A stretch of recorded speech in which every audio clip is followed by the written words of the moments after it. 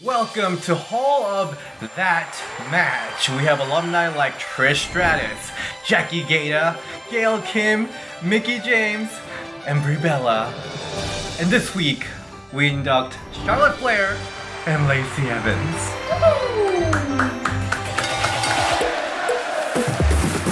Welcome everyone to Ring the Bell. This is Diaz, and today we have special guest, Sriracha Muchacha, Paloma Starr! Yay! I'm so glad to be back, and this time for the whole show. I might be missing some sriracha, so we'll see. The creepy guy is back.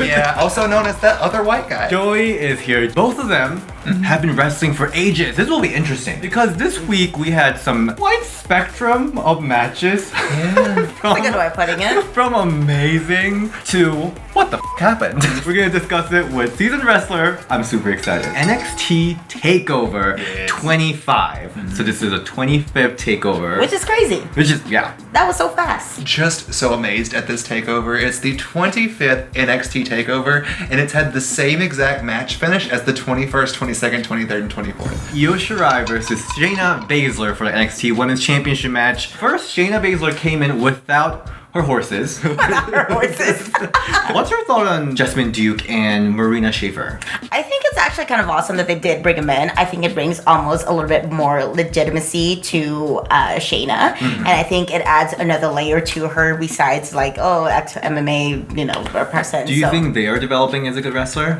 I think so. I think it's still some room for improvement, but from what I've seen, I think they have improved in strides. But I think it's kind of like hard to switch from being MMA to actually bringing a little bit more character as opposed to technique to it. I think Marina might be picking it up a little bit faster than Jessica, but I'm actually kind of looking forward to see where they go from here. I don't think they're really picking up where they need to be, because you watched Shayna, and even though Shayna had a little bit more experience before she came into NXT, she came in like a ball of fire in the Mae Young Classic. Then you had Ronda Rousey come in, and she kind of blew everyone away.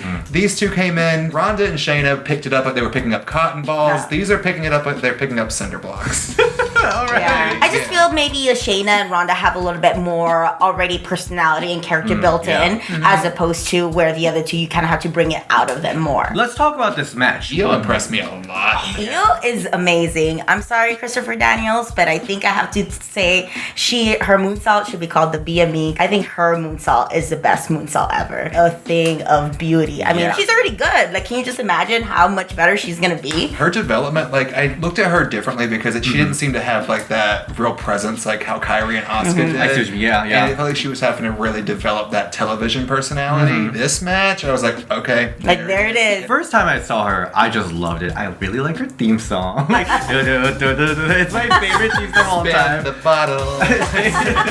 It's honestly the same music. But she's also, she was just very good. Yeah. But the character-wise, I just thought was a little missing. But she's getting so fired up. And it's Definitely. definitely showing in this match. This match just flowed so Good. This match was like probably my favorite match on the NXT. Yeah. And that's saying a lot because that first match was amazing too, as well as that main event. Oh my gosh. But this definitely was up there for me. And Shayna, what I like about her is that she's not afraid to be a heel. She's not afraid to be a bad guy. I feel a lot of wrestlers want to be like the cool heel. She's not afraid to be booed, to be hated. Like even at the end when she got beat up with the kendo stick, people were started chanting, "You deserve it," which I think was great. Shayna usually takes her time with her moves. Like, she really takes time to tell a story, joint manipulation, and that mixed in with Io's just really fast-paced style. It was amazing. I couldn't have asked for a better match, and they definitely delivered it. They weren't the only ones that delivered. I loved Candice LeRae's spot. That was the most character I've seen from Candice LeRae the whole time. I really hope they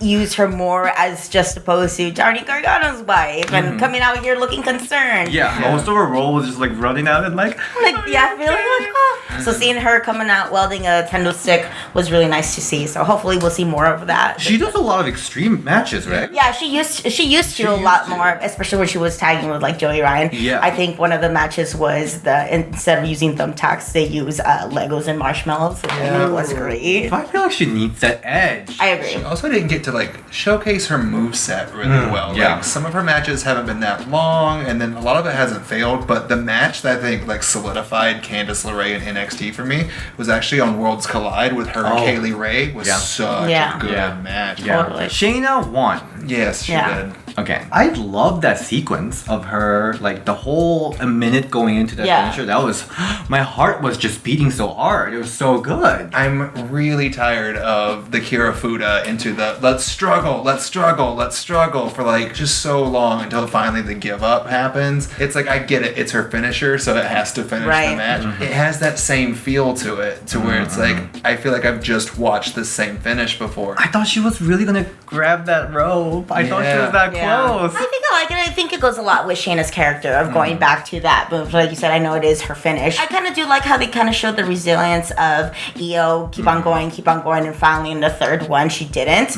But maybe it would be nice to see Shayna could bring a move out of nowhere. Maybe that would have been a better finish just because of the pacing of the match of it. You know, it's still good.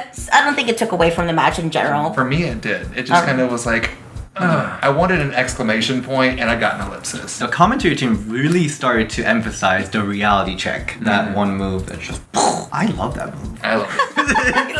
I actually didn't even know it was called the reality check till the commentators started saying it over and over again. I'm like, oh. And it's so cringe. It is. And I love it. After the match, Io Shirai, she snapped. That ellipsis went to a whoa, like real quick. Got your attention again, like, oh. But that moonsault though. I'm telling you, she has to be best moonsault ever, be a meme. It is a thing of beauty. Her moonsault and Kairi Sane's elbow, like, it's crazy. I was just not sure what she was gonna do with that chair. With the chair. Like, she had that face. Like, even Candace was like, you want a chair? Okay, go. So where do you think this is gonna go? Do you think it's gonna be just Io continuing? I think maybe Candice LeRae might have maybe a little side program with the other two horsewomen, maybe. I could also see maybe having a whole build-up match where it's hardcore rules or falls count anywhere, or maybe some type of other gimmick match where I blow off. I could also see them working Candice into the match for possibly a triple threat, or maybe have Bianca insert herself as well and become a fatal. Yeah, a lot of people are really upset about Bianca being just kicked out of the storyline. But Bianca's working with Mia Yim, I think. Oh yeah, those matches have been great too. All the segments have been just on fire. I hope we can see that on TakeOver soon. Alright, let's move to Monday Night Raw. Monday Night Raw started with a backstage segment for women, and it was IIconics. They were so funny. I can really tell that they are spending a lot of time backstage developing their character. Yes. Because they can't be in the ring. They can't. Which is really unfortunate. One thing about this show, someone adopted a dog. There were a lot of dog references. Right, one of the riders just got a dog. Like, all right, we're going to put as many dog references as we can. Becky, you are just like a dog chasing a car. Sad pound puppy. What? Becky Lynch. They are hilarious. Their comedic timing is probably as good as like stand-up comedy. Like, especially Billie Kay's facial expressions are hilarious. I live for them, especially when she's on like the ringside and she's telling Peyton Royce like what to do. It is great. I actually just saw a video of them backstage just like messing with everybody. I love that. I watched that twice. It is so good and hilarious. They start touching Roman Reigns' face.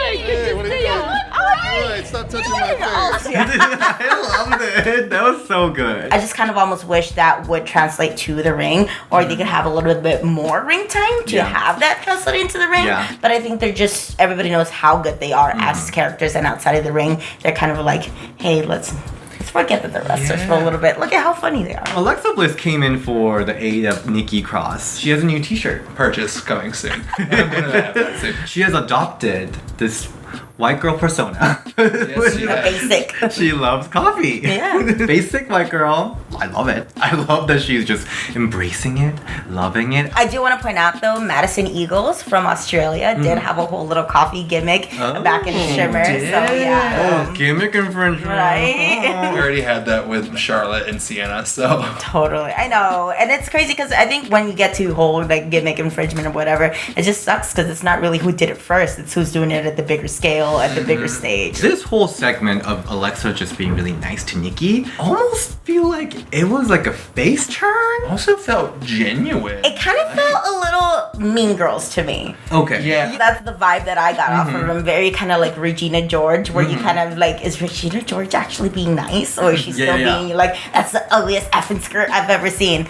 So I feel like that's kind of like the vibe that I got so far. I mean, now after watching SmackDown, I guess that's the way they're going, because she was very heelish on SmackDown. I was so believing, and I'm like, oh my god, Bliss is now face, and I'm gonna so stand for her. Like, I was so ready. I'm duped, just like Nikki Cross. I'm so into that whole act. I mean, is it an act? Because I like what she was saying, where she's like, I don't have any friends. It was here all anymore. sincere, right? It seems so Yeah, sincere. it really did. I'm like, oh. Mickey James got shipped off to SmackDown. She's burnt the bridge with Nia Jax. Not sure where Alicia Fox is. Rehab. No, I'm sorry, cut that out. Oh, you don't want to mess with Alicia Fox, man. I learned that not to mess with Alicia Fox, man. Really? Because they have no hope. Oh, so they have nothing to lose. At all. They have nothing to lose. Nothing to lose. Wow. You should add all of that in there. They will send me some messages, but okay, sure. I mean, so what do you think about this alliance between Nikki and Alexa? I actually like it because it gives Nikki Cross a direction. She's very talented and she's like unique in her own character and her own look, that I do kind of want her to have more and be more exposed to a lot more people. But I feel like it could also turn really bad where kind of they want to change her to maybe like be kind of like Alexa Bliss. But I don't know. I just hope that Nikki Cross doesn't lose that edge. But I'm glad to see that she's being more involved. Because Nikki came in very crazy, and she didn't really have a reason to be crazy. Yeah. You know how they did the thing when Victoria came in and she was crazy, and then she kind of latched on to Steven Richards, and that kind of helped propel her a little bit. And I think this will help propel Nikki, because then if Bliss eventually turns on her, then she can have that legitimate snap, and then she's like crazy. Totally. Yeah, Bliss has a lot to offer, because she's still one of the most popular women in the roster. No one can talk or do facial expressions like Oh, Drew. totally. Yeah. For sure. Her mic skills are impressive. Yeah. For sure. I don't think any other person, women especially, can touch her in her mic skills. So let's move to the whole Becky Lynch, Lacey Evans, Charlotte Flair situation. Can I just acknowledge something with Becky Lynch that I'm not sure everyone knows? Did you know that she won both the SmackDown and Raw Women's Championships in the main event of WrestleMania this year? Like, does anyone know? Because they keep telling us. What? I mean, you gotta hold on to it, because they're not giving her anything else. Hold on to it, but still, it's like she walks out and Michael Cole is just like, here goes Becky Lynch, she won the main event of WrestleMania and won both belts. Come on, you guys, we know. What's next for Becky? It's been 3 months now? Oh my god. Oh my god. 65 days, I think somebody said yesterday. Dang. It's never gonna reach the level that she had before when she didn't have title, because that hungry character was just the essence of Becky Lynch. She kind of just admit the fact that she was content. Maybe her steam was a little off. It was a good promo. I think it was okay. Becky kind of does similar promos. It's fine. It works. Yeah. It's never a horrible thing. For me, at least, the whole steam, even right before WrestleMania, was a little bit diluted because it was shoved down our throats so much. Yeah. Like, I feel like Becky Lynch got to the position and the level she was organically, and they kind of like, oh, this is working. Let's package it. Let's package it and make it like shiny and pretty, as opposed to like let it go naturally. So I feel like it was almost too much and shoved down our throats. I do agree that Becky Lynch can cut a lot of the similar promos, but I guess why change if it's working? Yeah. Going back to what you were saying about they keep on referring to it, it's awesome when making history. I mean, I'm a feminist. I'm all about, making history myself. Yeah. But I think it's really going to change when it's not acknowledged as much. Yeah. That's when we know there's an actual change. Yes, definitely celebrate the wins, celebrate the victories and the milestones. But whenever it's almost normal for women to main event, that's the level that I want to see wrestling at. So Lacey Evans and Charlotte Flair came in with little promo work. I just want to point out that Lacey Evans' little cute southern drawl goes in and out, like depending on what she's saying. It was weird. Like, I feel like everyone's promo individually they did well, but it just didn't gel together for some reason. It was really awkward. There was like timing issues. People were talking over each other. It was kind of weird. And the match happened. She punched Charlotte, and apparently out of her hand popped a referee. Like She did the women's right, and then Charlotte no-sold it. Was it the woman's right, or she just popped? Because it felt like she almost tripped, because she was just like, I don't know. I mean, Joey, being a wrestler yourself, you've had those matches like you referenced, about that. Maybe they just didn't have chemistry, the timing was off. There was a lot of times where I was like, what is going on, because both women are so talented individually. So maybe it was rushed. Like I said, maybe it's just no chemistry. I would actually kind of like to see it again to see if maybe it was just a fluke, or maybe it's just they're not just working together. Because sometimes you just don't, as much as you want to, sometimes you just don't gel with your opponent at all. So, and I've definitely had those. Same. With this kind of dynamic, like Charlotte and Lacey, where Lacey is such like a newbie compared to Charlotte, wouldn't like Charlotte basically lead the match? Yeah, she would, but there's two things that I feel like led to this not being really successful. Is one, they're both playing heels. Which is always hard. Really always hard. And then two, they're very similar. They are. So it might just be the fact that they're both so similar that it clashed. Yeah, I think they were almost trying to play that up. I think the story of this match is that they were so similar and they were on par with each other. That just kind of didn't translate well somehow. But they also didn't give us an explanation with why Lacey attacked Charlotte. No, it was just like, oh, okay, this is happening now. So the backstage news, according to Dave Meltzer, is that they were told to do like a shoot type of match. You know what's funny? You say that. I was actually watching the show with my fiance. He's like, did they just try to shoot on each other? That actually makes sense because people did point it out. It was like, I think they just tried to shoot on each other. I know both of them are obviously very athletic women, so maybe it's more of like just go at it, don't really think about the moves and just try to take each other down. But I feel maybe that was what they were told and it just being sloppy. I've never seen either of them get too technical either. Like they're very technically sound with like a lot of the stylized moves, but they're never really like mat-based wrestlers. If anything, Becky Lynch is the one who's the mat-based wrestler. I mean, her submission game is on point. And when she was Rebecca Knox, like that's who I watch, and like my Shimmer volumes 1 and 2. That's what I'm studying from it. So if anything, like she's the one that should have like the whole shoot style. But I thought they went together as a tag team. I'm still very upset that they're not being pushed as a team. Becky Lynch interfered and she's like, let's finish this match. Like it's not going anywhere. So that's what it felt like. It felt like a call from the back and it was like, take it home, take it home. Thank you, Becky. Next match was Peyton Royce versus Nikki Cross. This match was everything for me. I loved everything about it. Really? Yes. It told a story, and it was the first time that I've actually seen someone get involved with the IIconics to where I'm like, this is setting up a tag team match. And then it told the story of Bliss and Nikki getting together. You had that ending where Bliss was like mad. It worked. It was just, maybe it wasn't like the most technically sound match ever, but there was so much story behind it and so much potential behind it that I was like, yes, thank you. Let me sink my teeth into something. The storytelling at the end of the match was great. I loved it. Until we got to the point, I was kind of dozing off. I got the coffee thing, but I thought it was kind of maybe took a little bit too long, and also thought it was kind of awkward how Alexa Bliss had to like scoop herself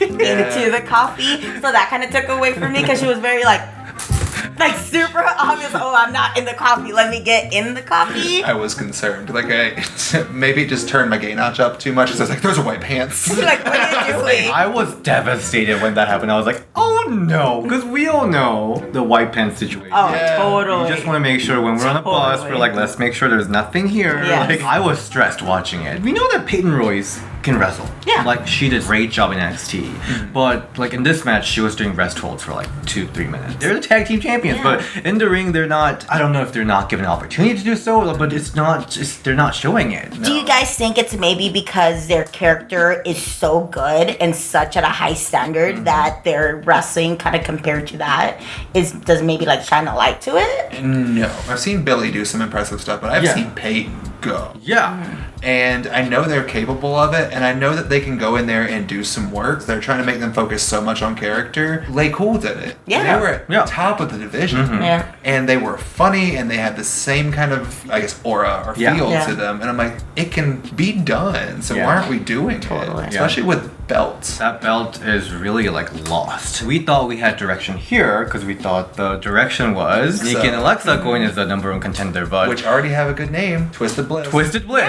Great. It works. But let's go to SmackDown because things got very confusing on SmackDown. Moment of Bliss. So first of all, why is Moment of Bliss in SmackDown? I was fine with that. If it's a wild card rule for a talk show, cool. I hate the wild card rule. I hate it. They are using the same people.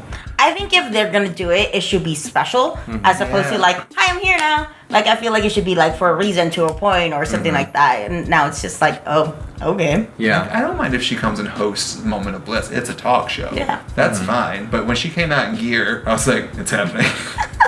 So I just thought it was random. we know that Bayley and Alexa, they don't have good history. Whenever she meets Alexa, she just kind of crumbles and do nothing. This time, Bayley's like, I'm new, I'm Hashtag broken angry, Bayley. I'm a teenager. Angry! I'm gonna put your coffee away. He is such a star. Oh, that was classless.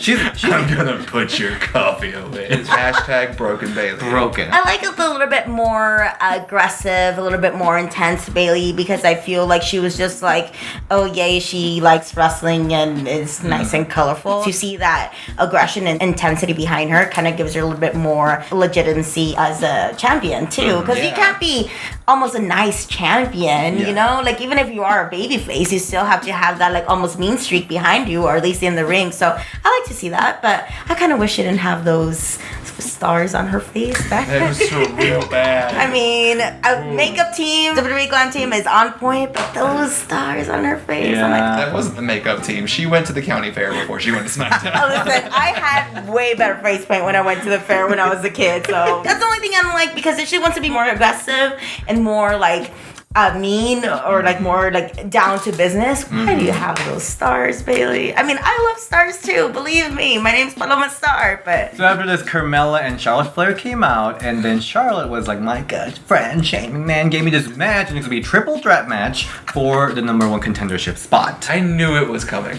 I knew it was coming. When Charlotte's music hit, I was just like, oh, it's happening. I actually kind of just don't want to see Charlotte in the title picture for a while. Like, she's so good that she doesn't need it. Yeah. You know, you're so talented. You're like one of the best in the world right now. Like, you don't need to be in the title picture. And I knew they're gonna reference her dad and his 16 times.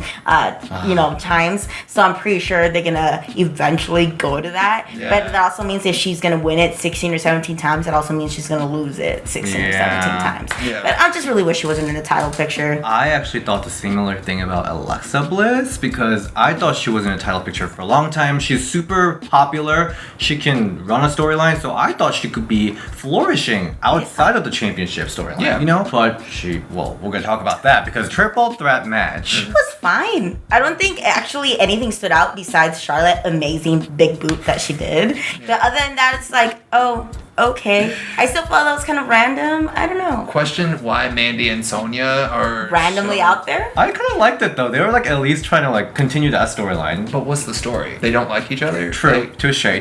Holding on to that Money in the Bank injury spot, which made no sense back then. We were like, what is going on? And then still, we're like, they're still fighting about that? I do want to mention something about Carmella. It's not even have to do with match, but I really hope she turns on R-Truth and she becomes a Yes. 24/7 champion. I'm waiting That for would be it. amazing. Agreed. Because that's kind of maybe like a tiny little stepping stone to like intergender wrestling I that like needs to it. I've just been happen. like jonesing it because my favorite spot ever with the hardcore title is still at WrestleMania when Mighty Molly hit Hurricane with Yeah. frying I pan love that, yeah. and got the win, and I'm like, I need this. And also, why was Jinder at a golf course with his gear on? Which Because was- Gender's body is nice to look at. I will show it off. I have no Okay, problem so with you guys that. didn't mind it. That's fine. I love then. it. So Alexa Bliss won this match. I love that DDT. Yeah, it's cute. But she's not on SmackDown. She doesn't even go here. She's not. She's a Raw superstar. Yeah. What's the point of? Just don't get it. This is all very confusing. Yeah, confusing and random. I was just like, oh, okay. I don't know. They didn't really make me care Yeah. that Alexa was there or that she's the #1 contender now. It's just like, all right, we're doing this now. I was dreading that Charlotte's gonna win this and like, Yeah. oh, Yeah. God, Again, damn. here we go. But then Alexa won it, so that was kind of a surprise. But then like, really random. Like what? The best outcome in that entire match would have just been Carmella. As much as Bliss is my girl and I want to see it, I was so happy with Raw. And Yeah. I wanted Yeah. to see that storyline happen. Same thing again was last week when I was so happy with Lacey and Charlotte being a team because I thought that direction was going to happen. It seems like the sole goal right now as far as creating and writing stuff for the women's division is, hey, how can we up this tag division? Yeah. I also thought they were gonna kind of diminish Alexa Bliss's Baszler's role as a wrestler, because I know with all the injuries and stuff that she's had, and I thought that's why she was going a little bit more talk show and doing all the stuff, kind of the whole like Nikki Cross taking her place. So I thought that's where they were going, and I was kind of a little bit surprised to see her like wrestling and being the number one contender. But maybe she's cleared and back to being healthy. But I just guess that's the direction they were going, but I guess not. There were so many new talents in SmackDown. There's Ember Moon. Yeah, my girl. Mama's girl. Yeah. Asuka, Kairi, they're nowhere to be seen. The Kabuki Warriors go? What happened? They just disappeared. Who else is Liv Morgan's there? No, she's not. Who knows where she's at? Nobody knows where she is. There's a lot of talent, but they just went back to their Golden Girls. Yeah. For this championship match, so which is disappointing. But the good news is that at least we know that Alexa and Bayley has a lot to pull from, like material-wise. Yeah, that's true. I don't know if they're gonna do it. But hopefully it's there. I just want Alexa to just bring kendo stick and like start. But she's just gonna bring a coffee mug. I'm excited for a coffee spot. I didn't hate it. Was it Trisha and Lita that they had that backstage spot where they poured hot coffee on one or the other? Oh, but Ashley got fired for pouring coffee on Vince or something. I feel there was somebody that had a backstage segment where they threw hot coffee in. You know what I can think of is Melina and Candice had a chocolate pudding match. So if there's a coffee match, Oh my gosh. I am so glad that era of women and food in matches is over. And I'm just happy that we're progressing in wrestling because I would like to have a pudding match.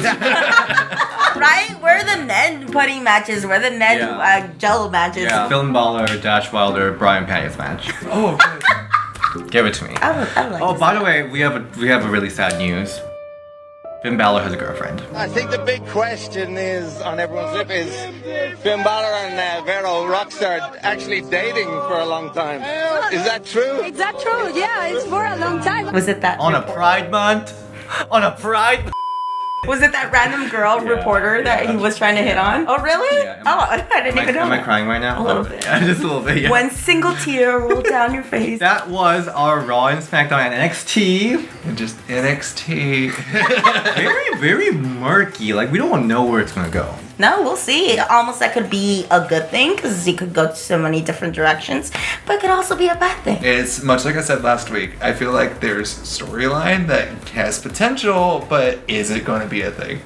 Like, are they just going to chuck it out the window and start with something fresh on Monday? Fingers crossed that it's going to go well. Fingers Nikki crossed. I see what you did there. Thank you so much for watching this week's review. You can find me at Nintendo Boy DS on Instagram and Twitter. At Paloma Starr on Instagram and Twitter. And you can find me at Joey_Mayberry on Twitter and Instagram, and Joey Mayberry on TikTok. Bye. Bye.